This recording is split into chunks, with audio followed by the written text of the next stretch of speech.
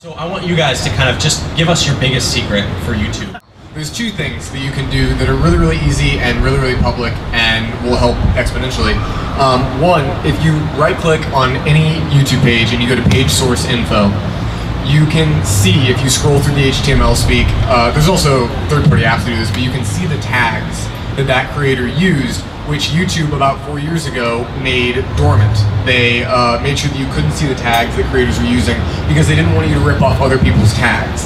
They didn't want people to unnecessarily tag their videos with something that it wasn't related to get more views. But you can access this in any way, shape, or form just by opening up the page's HTML speak. So that's a good way for you to find out what people are tagging, learn from it, and then use those tags in your videos to try and boost views. The other tool is Social Blade. Socialblade.com is just a website that gives you a full-blown analytic of every YouTube channel that exists. It rates them, it ranks them, and it tells you what they're doing right and wrong on every single video in comparison to every other channel on YouTube. It gives you a readout of the MCN they're with, the multi-channel network, and all other analytics that channel's doing. It gives you a gross estimate of their earnings. So if you're wondering on how much they're making on the back end, you get an estimate on that. It's a wonderful tool. Everyone should be on it that has any business in YouTube.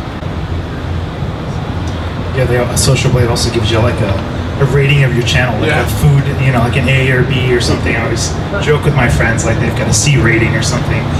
A bunch of secrets, hard to dispel into one thing, but I mean, as I look around, I'm unsure like how many people here to make YouTube videos and be on camera, or if they have like a business or a product or something that they want to sort of sell or market. I mean, I think you kind of have to look at things in different ways. If you want to be on camera, it helps if you're young, hip, cool, funny, have some music ability, and timeliness of current events.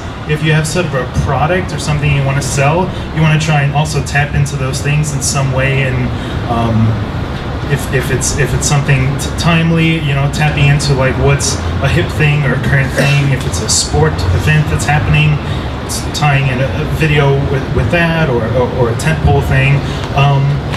Naming is definitely a big thing. It has kind of been proven that if you name your title a certain way, that kind of helps the search engine. A lot of people forget that YouTube is owned by Google, and it's sort of this big giant search engine platform. So you kind of want to make sure you have things named the most important things first, three words maybe, and then go into by Rich DeMiro or Lamarr Wilson or the extra stuff.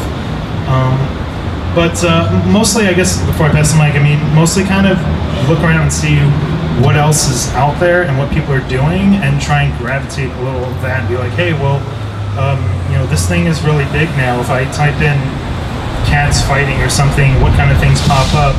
What kind of thing can I do for my brand that matches a similar vibe to that?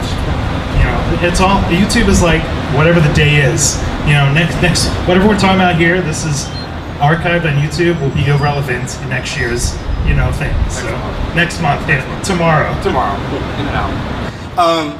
I mentioned earlier about people, about YouTube being about people, and a couple years ago, YouTube did an initiative. They gave $100 million out. I don't know if you heard of that, to 100 creators. Well, they didn't each get $100 million because I would have killed for that.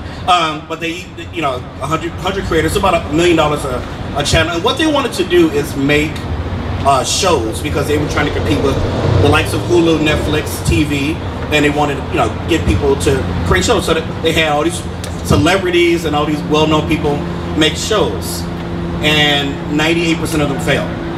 And the ones that were successful were because they were YouTube personalities that backed them. The reason I'm saying that is that so many times businesses look at it, how can I make this show? How can I push my product? How can I, and it's the wrong approach.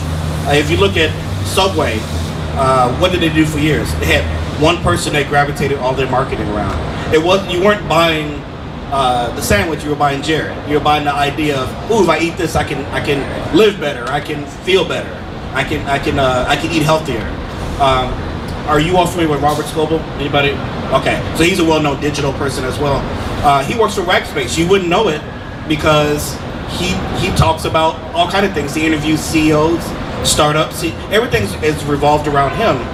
And people who end up buying Rackspace aren't buying Rackspace for Rackspace because Amazon actually has better prices. They buy it because of Robert. And so I'm saying all that to say that it's really about people, and what you want to do is make a channel, make it revolve around a personality. That's what it's about. People don't want to be pitched to; they want somebody to talk with. I had a situation where I created a set, and I was sitting at a table and I was doing my unboxings, and people were like, "This is too formal. What are you doing? Go back to your couch." Like they liked me sitting at the couch because they were eye level with me, and they felt like I was talking with them. And that's what the audience wants on YouTube. That's why with the other tip for thumbnails, I always try to make sure it's about the eyes, looking directly at them or making some expression. It's not about all the text and pretty colors. People, they want to see you. That's what it's about.